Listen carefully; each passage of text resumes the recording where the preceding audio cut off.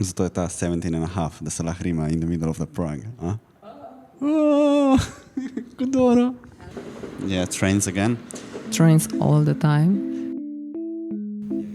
Dara! Dara, where are you? Lost in space. How is the right way? Coordinator. What did I say? Curator. Coordinator. Not Maybe. curator.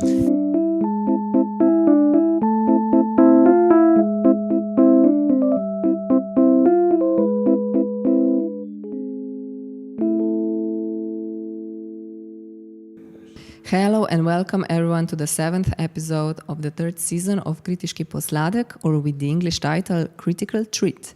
This is our 2nd episode in English as we have another international guest. Joining us today is Dara Kong. He is an artist and curator based in Cambodia, currently in a residency at MeetFactory, Prague, Czech Republic. Dara has exhibited in Cambodia, Vietnam, Thailand, and the USA, and currently works as a curator at Villa Gallery in Phnom Phen, Cambodia. Before that, he was also a residency coordinator at the Sasa Art Project, an association that was involved in the last Documenta.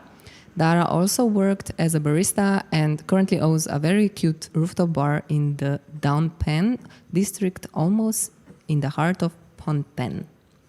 Today we will talk about working and curating in a gallery, about his Documenta experience and the differences between curating and making art. We will also touch on the subjects of LGBT plus in art and life, how his work reflects on it, and how to investigate this theme. The differences between working in East Asia and Prague, and lastly we might also touch on the subjects of bars and their role in the art world. Hosting the show, we are Jarne Čučak-Gerbec and Masha Zikš. We worked as art critics, curators, writers and artists. You are listening to the Critical Treat, or in Slovene Kritiški posladek. This is a para-artistic project where we talk about contemporary art, current exhibitions and general topics about the cultural sector. We often invite different guests that are in this or in that way tied to a culture and art world. Everything mentioned in the episode, all the artists, events, references, and other art and non-art related things, we are going to link them in the description below. Lepo pozdravljeni. Poslušate Kritiški posed. Posladek. Phnom Penh. You can say Phnom Penh. Oh, I totally wow. fucked it up before. No, it's fine. Phnom Penh is the name of the capital city. Okay, so maybe I will just cut your voice out and insert. No, it's fine. It doesn't really like. No, we should educate our listeners. Yeah, and To say, like, educate Phnom them, yeah. Penh. Take it away. So yeah, hello Dara, how are Hi. you today? Maybe we start with that. So I'm good. I'm good. Thank you. You're good. How are you finding the residency so far? You've been here for what, 2 weeks? I mean, I been here like last times, like 1 year and a half ago at in Prague. So which is in here like now it becomes like very casual. So I starting exploring some the gallery and also like meeting some several friends here. It was good for a week already now. So this is also a comeback for you, a little bit. I mean, last time I just come here for visiting and with friends and meeting theaters. So which is that now I come back as the residency artist to stay here.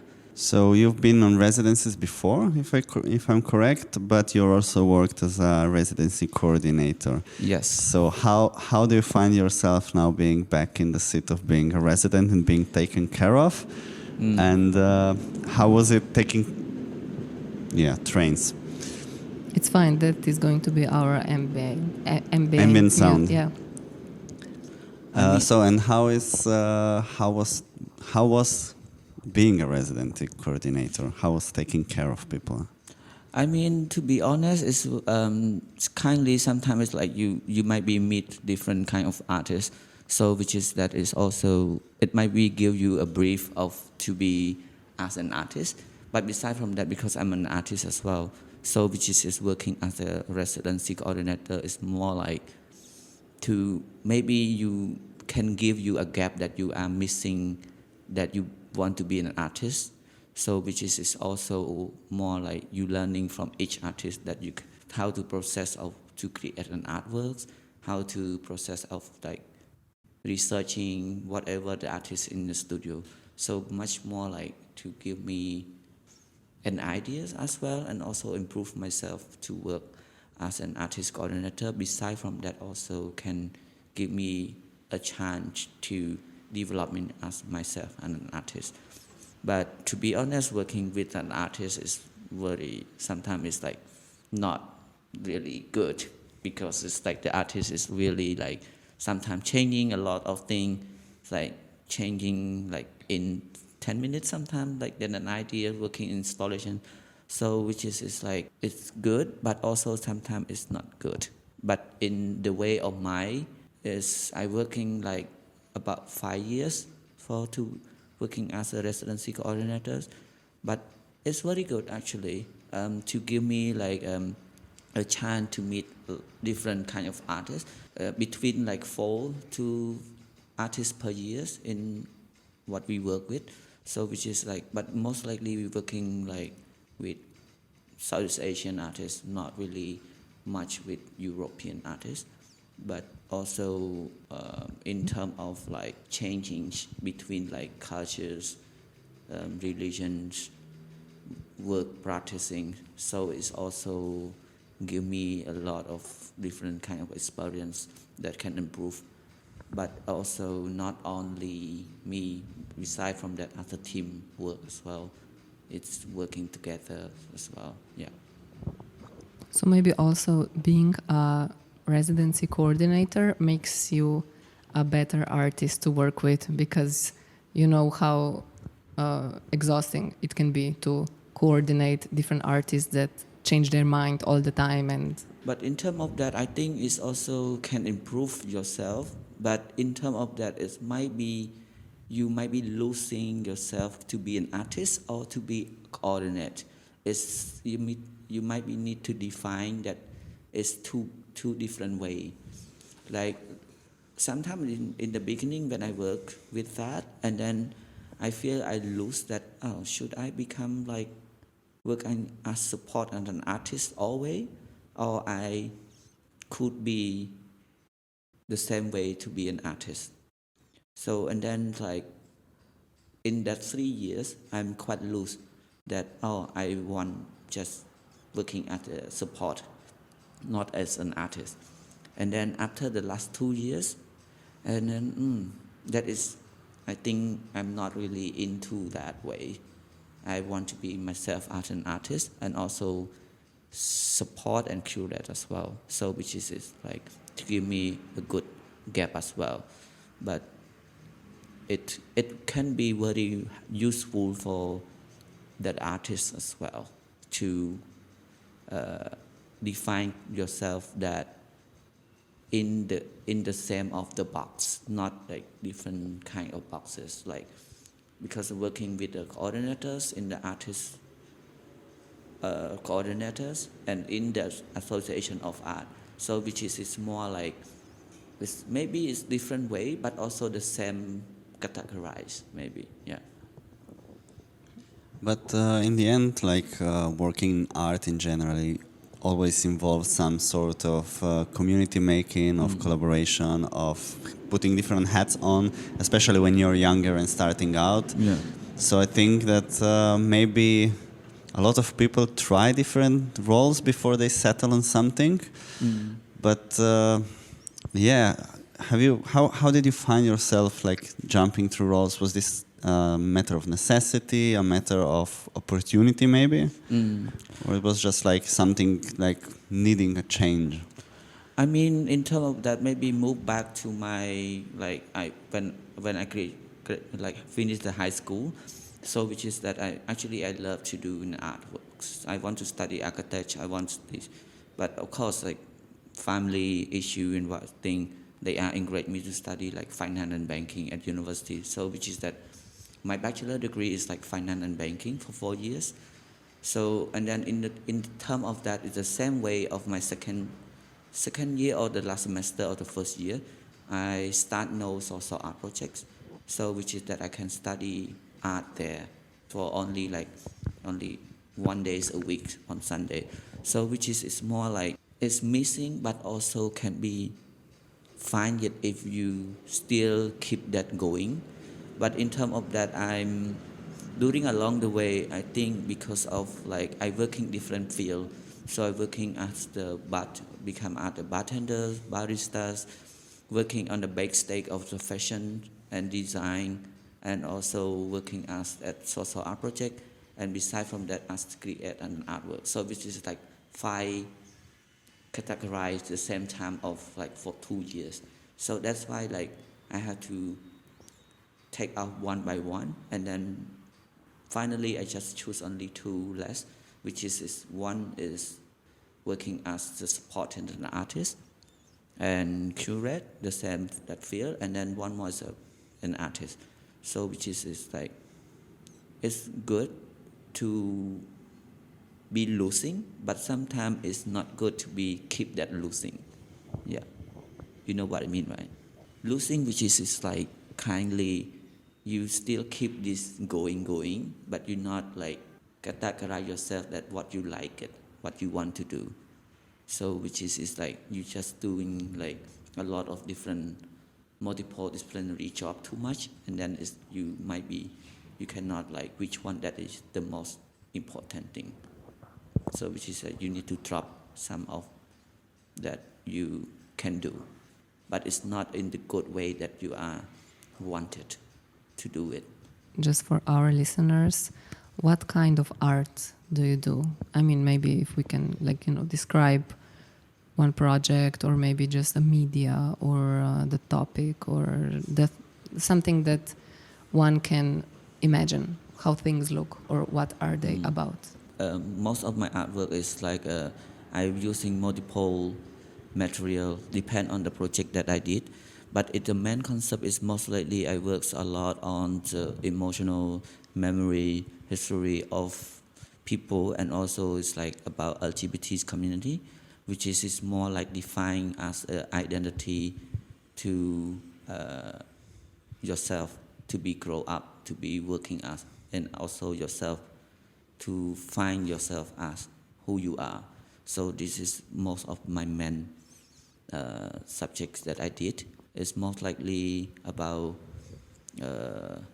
LGBT community, and like to about the how we say relation between like a border of people, because of most of my work is I drawing, so which is that I create a map between border from where I traveling, so which is like I create a new map as to it's like a people growing to find yourself, but into mapping, which is like a journey of map, but also the journey of people to define yourself as gay, lesbian, whatever to itself.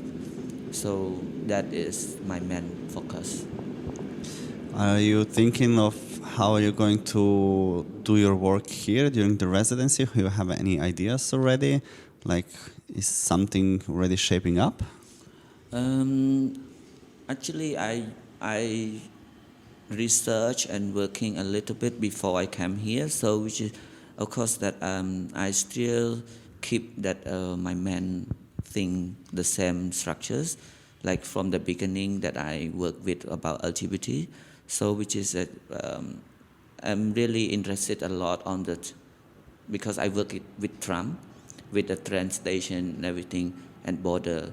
So I'm kindly, of course, that is mapping and metro, everything that is also related to my work.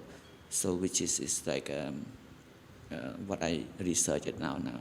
So which is now I'm a lot of things that I had to read, which is like I want to, of course, I still keeping going on about who love the same sex as well. But in terms of that, I will be create a map, but between like maybe abstracting more than before that I did, and then it's also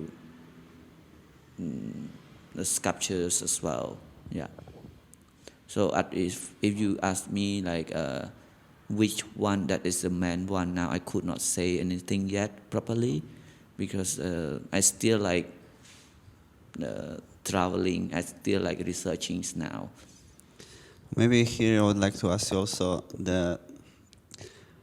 I guess a lot of our audience is not familiar with Cambodia and the LGBT status and how people, what are the rights there, what are not the rights there, how it is being a member of the LGBT community in Cambodia. But now that you've been here, like let's say for 2 weeks, we also, during the residencies, we spoke about different parties that are going on, also about LGBT parties.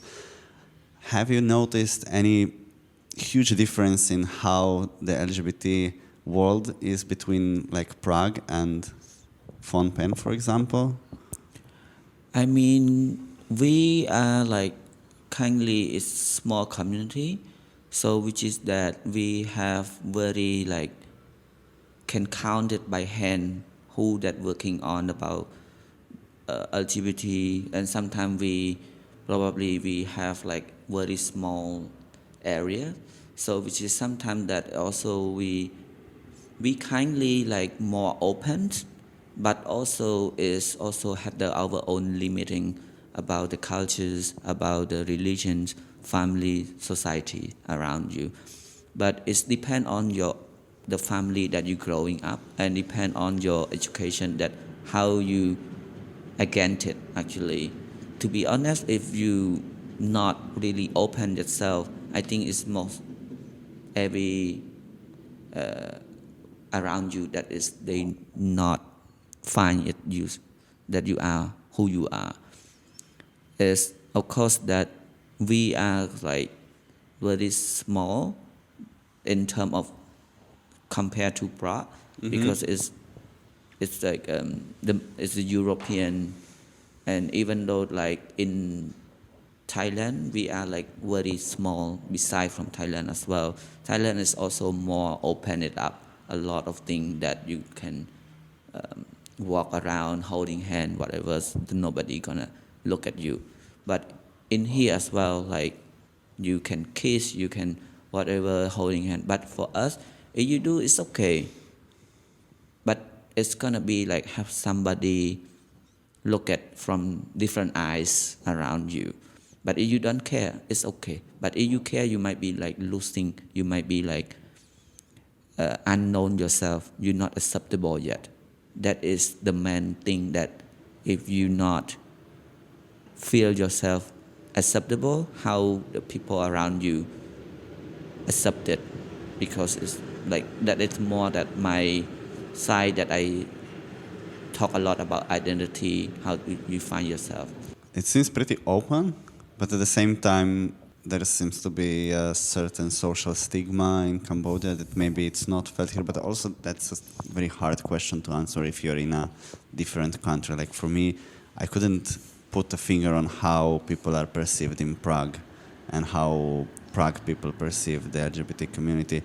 Might be, do you know, Masha, any laws, any law status in Prague and Czech? I'm not so sure, but in us in Cambodian, which is like you still can marry, but as long as your family, your relative accept you, both of you, that you can marry. But in papers, they not have the approval paper from the government. But you still can be like from the villages agreement family. So in this small local kind of but as like, do you think that it's a police come to catch you or something? No, this is even in Europe this quite depends from country to country. Not all of them have legal status, but I think that maybe what I was infer from what you're saying is the acceptance between communities, and I have a feeling that like in Europe the acceptance between communities is more dependent on the legal status than there, which is kind of interesting. I mean, it's also the safety issue, you know. So I don't know, you did not touch on safety. I mean, like two people holding hands, for example, and walking through the city. How could I ask this? Like, what is the probability of something bad happening from haters, or maybe people who don't understand or who actually actively oppose it? I mean, but the thing is like move back. It depends on generation actually. Like back to old generation is like between like 1979 to 1980 or 89. Between that period, about 20 years, it might be they are old generation, but they are also lesbian, bisexual, or gay. So which is they are might be very strictly more than recently now because they have like not privileged that how to open themselves in that past because it's like 20, 30 years ago. So which is that is they not quite open that time, but they hiding itself even though they are like they are live together or married and live together, but they still like put it last who is man, who is woman. So which is that even them women, but they work everything like a man thing and reaction, everything like men, whatever like the same men do. So which is that is very like long times ago. So that is because it depends on like a family as well. For example, for me is because like our family is very quite open on this kind of situation, and also I'm more independent. I'm out from the family, like more like easy life. So it's more like European style or like Western style because of maybe because of like the whole of family is not Buddhist maybe, or maybe because of we are openly and working a lot in different area from outside of Cambodian. And also education probably plays a role, Yeah. right? I think it's also education, but it's not sometimes it's not about education, but also depend on their mind of the family. Some people they are very good education, but also they don't really open like, oh, I want to my child married to get the children or something like that. It's like out of the rule or out of the nature or something like that. Yeah, it's quite, the education does not make you a openly good person automatically. There is a lot of well-educated people who are very bigoted as well. So maybe here I'd like to touch your curator's career, like especially this last years that you've been working at the Villa Gallery, and you work within this LGBT community in your artworks. But does this inform also your curatorial decisions, or are you as a curator maybe removed from this kind of topic? Actually, working at the Curator is I just starting. Actually, it's starting since last year's November last year actually. So which is about like no, actually it's not last year. Last year the year after before before. year So before, it's like so 1 only year like and a 1 year couple and of- a half yeah, now. yeah. So but I just starting as the working at the Villa Gallery, which is like just open it up. So I mean working as a curators because what I like to having the emerging artists that is our local artists that they looking for the place for exhibition, but not to shoot artwork as like a good artist. They're just starting to work. They're starting to interested working in art. They start move on a lot of things to create a lot of artwork. That's why like I'm more interested on like young and starting up.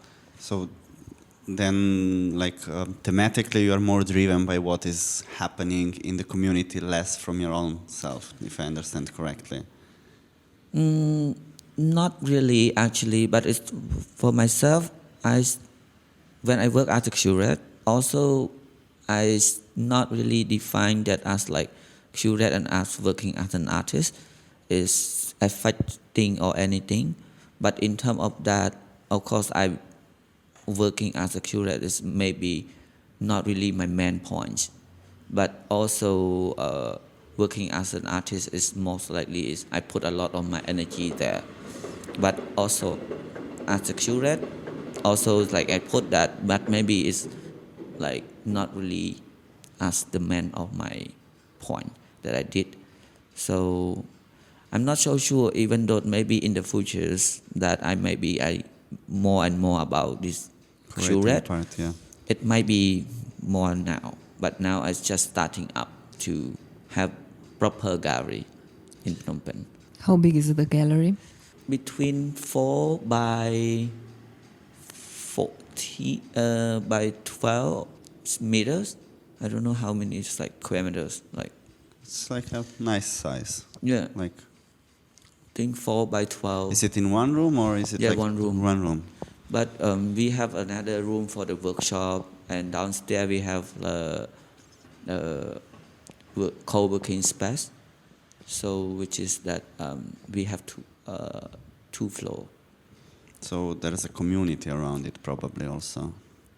Yes, actually we have different name, which is the first downstairs is the whole of the area. It's called Maluk, which is a restaurant, and then and we have the villa that is on the first floor is like called just co-working space, and the second floor is the villa gallery.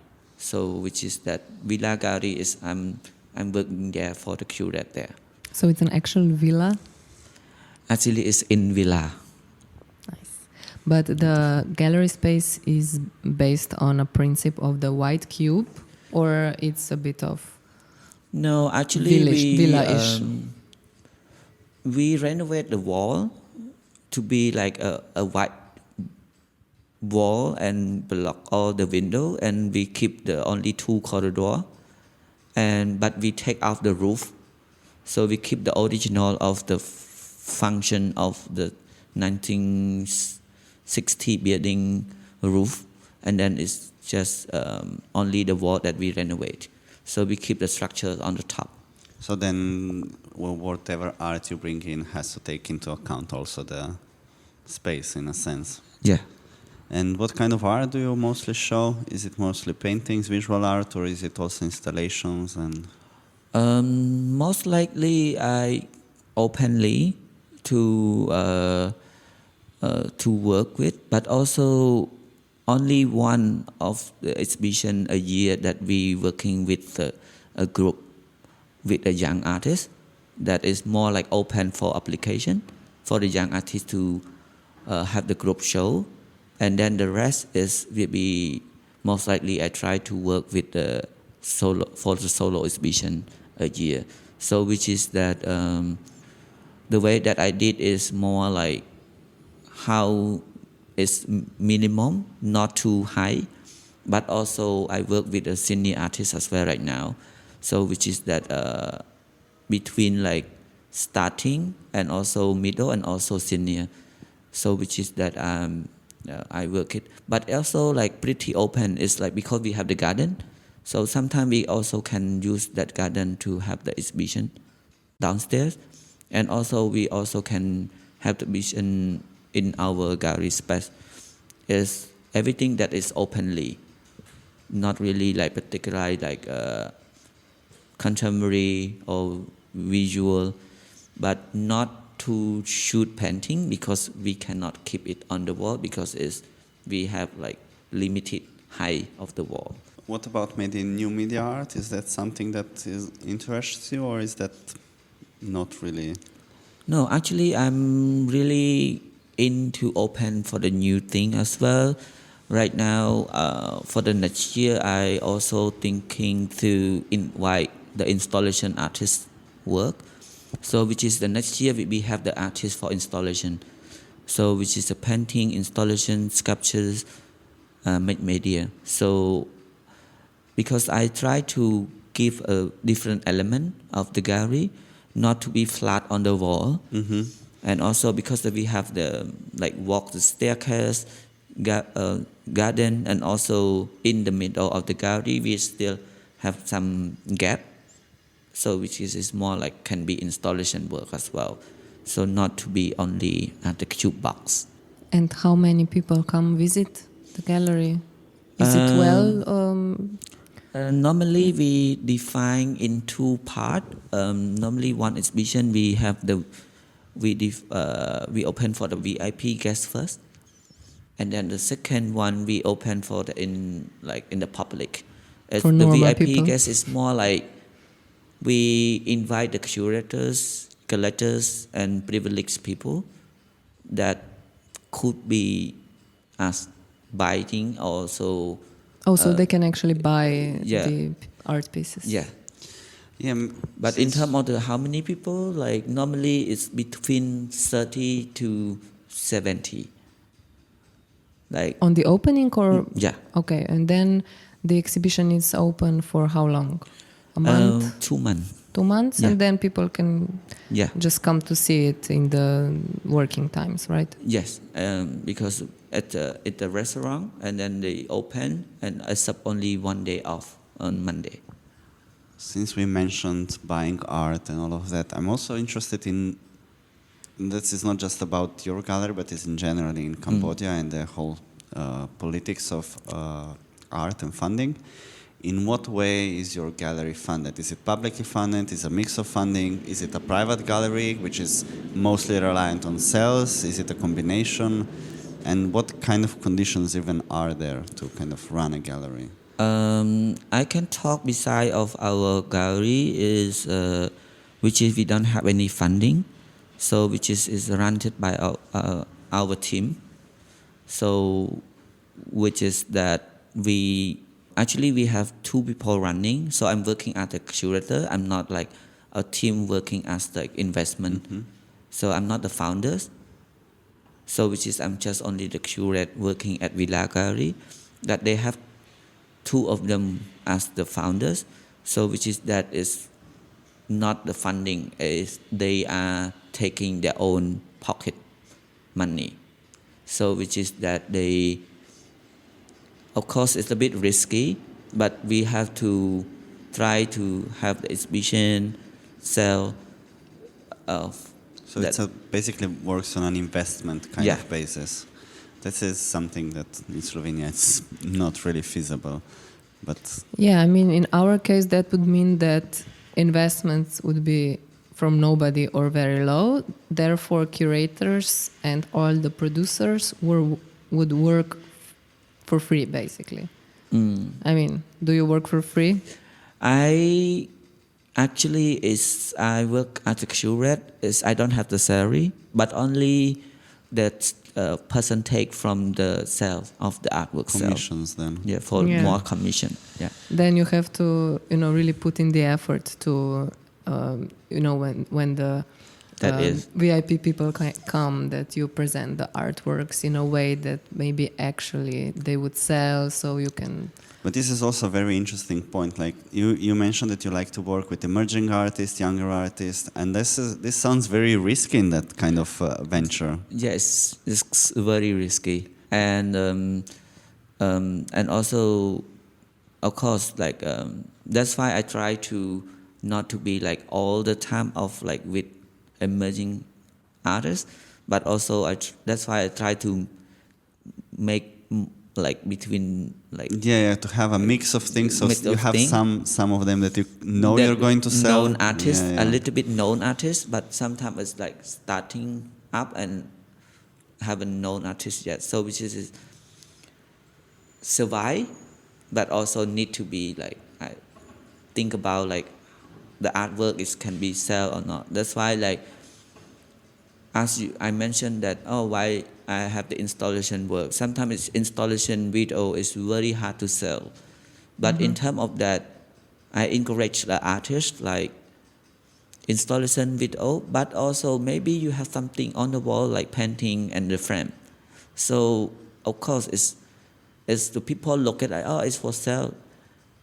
Yes, because at some point we have to say it out that we need to spend because we need to pay for rent, we need to pay our staff and assistant and installation, electric, everything. So which is, if we not sell, who gonna pay it for you because we don't have funding? Yeah.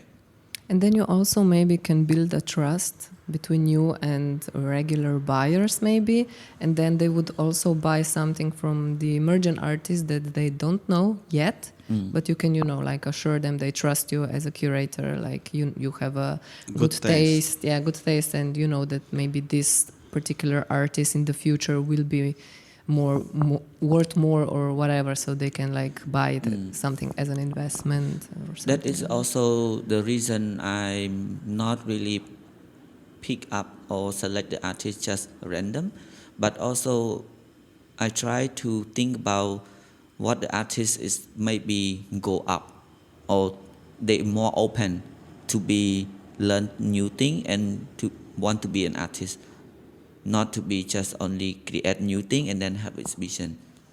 It's not like that. And otherwise it's gonna be like the curators or collectors, they come how I can present to the artist, and then what you say is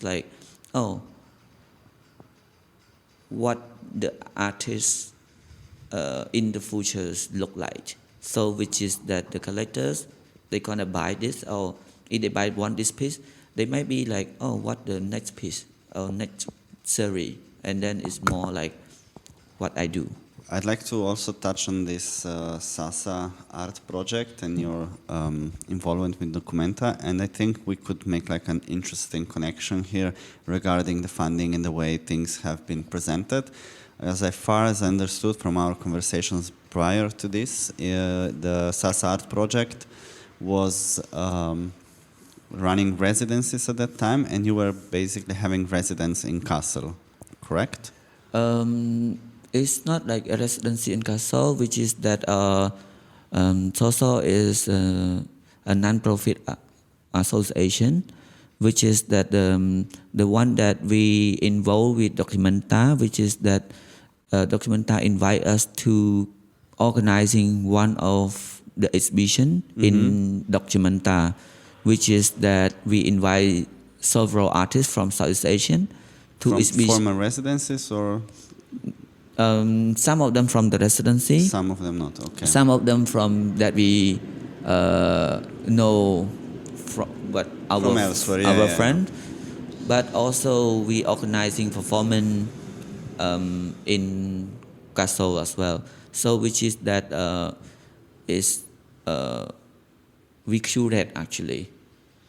And that exhibition was then funded through Kassel Foundation or whatever it's the entity the program is funded by Documenta, so which is 1 year program.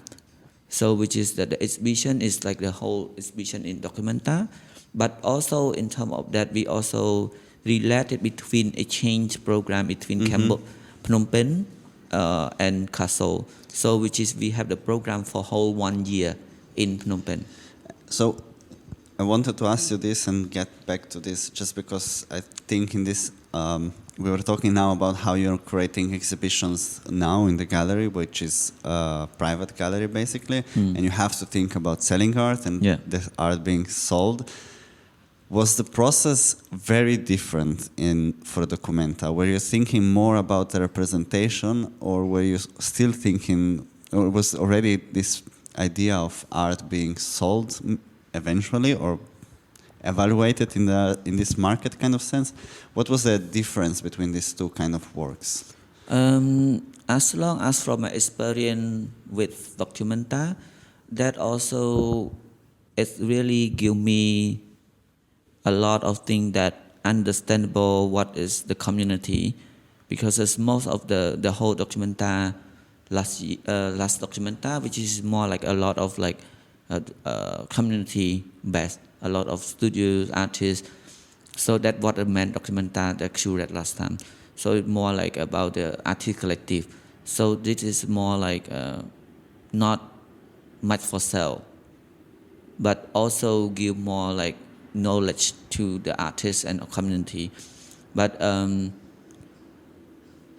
comparative to our what I'm doing with the more actually is more commercial. Our gallery is more commercial, but in terms of like the experience with the Documenta, I think is quite opposite way that we did in our gallery now, because most we work is more like actually for sale, thinking a lot about this to get income. But in Documenta period that we do and where we go, it's more like knowledge and sharing. That what we. So would you consider the experience with Sasa more liberating in sense of a curatorial approach, or? To be honest, is I love the way that we go into castle about like community sharing, not thinking about the income or of those things. But in terms of like to be surviving, we need to put somewhere is like, that's why I try to make it in between of the exhibition I curate. So which is like between sale, between not available, kindly not for sale. So which is between like of that. I can't do art just only for community, just like that. I would like to touch on the bar, maybe. Yeah, let's touch on the bar. Do you have anything that you would like to also? So maybe if you have something else that's better than just talking about the bar. No, I think that the thing that you pointed out, that maybe how can a bar culture connect with art world, and if this is maybe the case with your bar, you actually own a bar, so. You also mentioned in one of our conversations before that you've acquired a bar just very recently, basically. That you own a bar, Yeah. And I've seen pictures. It's a very cute place. It's like a rooftop bar. Like just saying, hey, it's a bar. It's like you think maybe it's something meh, but this is really, really beautiful. It has a lot of greenery. It's great space, and it's also like almost directly in the center. Yeah, it's very actually my bar is called Midori Rooftop Bar. It's a Japanese name. Midori. Midori is green, so it's more like because of the whole of the building is like a lot of plant, which is running by Chango domicile is what my brother do. So which is that is we work together, but yeah, actually the bar is very in the centers. It's near. It's very in the center. It's called Don Ping district. So which is near Central Market, in near the Riverside. So old market is like in very that area, and then my bar is also is on the third floor, which is on the rooftop, which is in the 1957 or 1960 building. Because we can't say that it's 57 or 60, because people around that they say 57. Some people, the old people, they say like 60. So we cannot say that which one is the of that. But in terms of that is my bar is really casual, because on top of that we also have the gallery up in the same floor. So which is that it's called Shop House Gallery. That is we also have the exhibition there as well, and all the each floor, which is that we have the flower shop, plants, printing, hand print clothes, textile, coffee design, and they have like Jap Academy, which is more like working on, how we say, it's climate change, of the climate change, but also not in the space, but also they bring the people go to the field. So which is more like side field education. So that what my bar. But in terms of that, like how the bar can be connected with my art or connected with the artist, it will be good because I have a lot of several friends. They coming from an artist. They can chit chat and work and stay there and talking together. And then they also have the event of the exhibition sometime. So which is that it can be useful for the artist to more like small casual meeting, and also sometimes they come for shooting music up there. Sometimes they come for interview, podcast there as well. So you have like other people who run this bar for you now that you are here, or I mean, probably the bar is open right now. So Yeah, the bar is still open because I have 2 bartenders working there, and also we have another shareholder gonna be happy of when I'm away as well. I think you've actually answered all of our inquiries we had thought about the bar and the connection with the cultural work. Was there anything else we wanted to touch I mean, on here? is this bar close to the gallery that we mentioned before, or The is Villa there- Gallery, I think. I mean, I don't have a lot of knowledge about this capital, so I don't know how things are far or how many districts are there. The gallery, Shop House Gallery, is the same floor with my bar. But the Villa Gallery is... The Villa The villa. Gallery is a bit distant from the city, so it's about, if you take a motorbike or tuk-tuk, it's between like 20 minutes. Oh, not Oh, bad. so Yeah. people, you mean you have to organize yourself to come there. Yeah. Don't just casually walk by. So, quick question now. This, trains again. Trains all the time. Quick question. The Villa Gallery and this other gallery with that's really close to the bar. Have you ever thought about making programs between them, like to have a small festival kind of thing? Actually, normally we collaborate between like the festival as well. Which festival? It's called like Phnom Phen Photo Festival.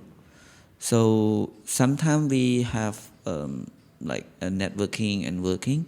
So we just only know that they want to use our gallery for the Photo Phnom Phen Festival. They do it every year, around like between November or December, in the end of the year. So which is that they have the all photo exhibition, like a lot of different location actually. But in terms of like as a collaborate between like bar to the gallery or Villa Gallery, I think my bar is maybe it's quite slightly hard to collaborate with Villa Gallery. No, I mean the other gallery that's next to your bar. What was their name? It's called like Shop House Gallery. Yeah, so you could have like program running in both. Yeah. So all of the exhibition or some programming, so they will be have the chit chat or sometimes they do screening film. So it's more like we work together. Actually, I used to start work there. It's called like Shop House Gallery, and then combinedly we have the Villa Gallery now. So now this coming up the exhibition in March. It might be it's the last exhibition at Shop House Gallery, because gonna be changed that want to do something else, because I don't think we can do running 2 gallery at the same time. So that's why we have to use this one for like running for the studio or running for the performance or like workshops thing, not permanently. The thing is, of course, I don't always coming up with the finance issue payment, right? And maybe we can use this one to get some income and then running as a Villa Gallery. So before, at the beginning, that you were talking, about you do that person does so many different things and then at one time has to decide that maybe, okay, this interests me most and this interests me a lot and these other things I have to maybe slowly let go because I cannot do all of them equally good. And then you go and you buy yourself a bar. Yeah. Why do you own a bar? That is very tricky. Actually, I start liking to interesting about bar, which is like when I start work actually. Before I'm very unknown what is like making the cocktail is, and then of course I was mentioned that I stopped working the bar because I had to manage with working in art, working at the gallery. I could not like working. I opened the bar is more like actually is, to be honest, it's more like chilling myself as well. That sometimes is I need to have some spaces for my friend, not really thinking much about like the income or like to be rich from that, but also more casual, more sharing. That's why I open more like in the secret bar and chill. Like can be hosting only between 15 to 20 people only, not really more than that. It's more cocktail oriented or also a cafe? I don't have coffee there because we have the coffee downstairs. I don't want to Alcohol only. get that. So we have like cocktails, we have mixed drink, juice, and also some finger food, like more like using like More French like fries, afternoon kind of vibe. wing, French fries, like dry beef. But because I open for the evening only from 5 until like 11 p.m. or 12, something like that. Yeah, that's interesting. You say it's a bit of chill decision because in Slovenia owning a bar it's nightmare probably.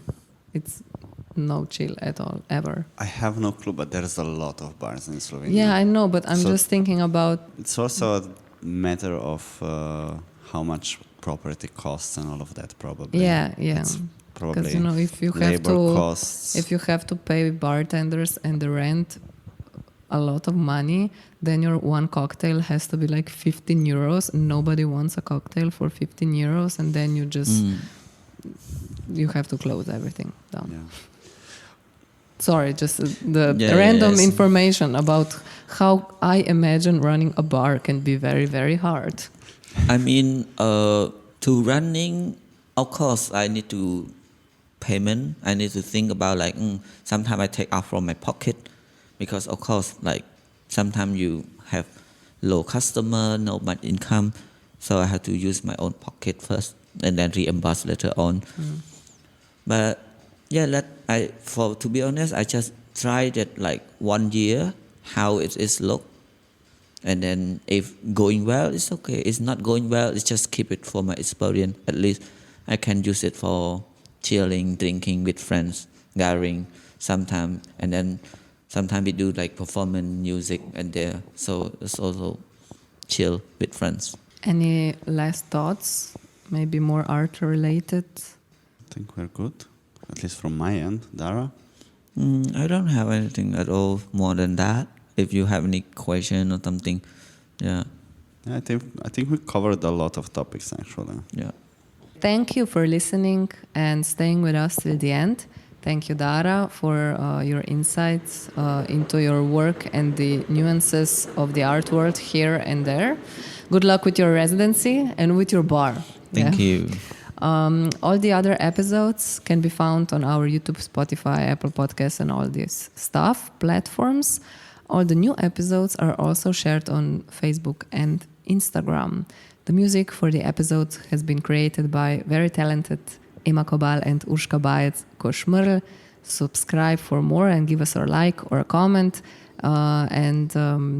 Before we start our OnlyFans account, you can leave us a few euros on a Buy Me a Coffee site that actually buys us coffee. So,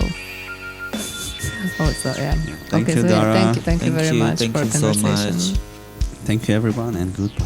Bye, trains. Choo-choo.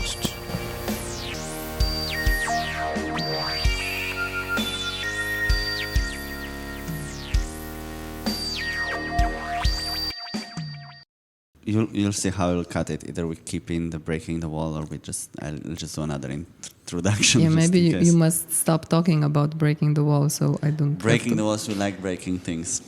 What do you mean for breaking the wall?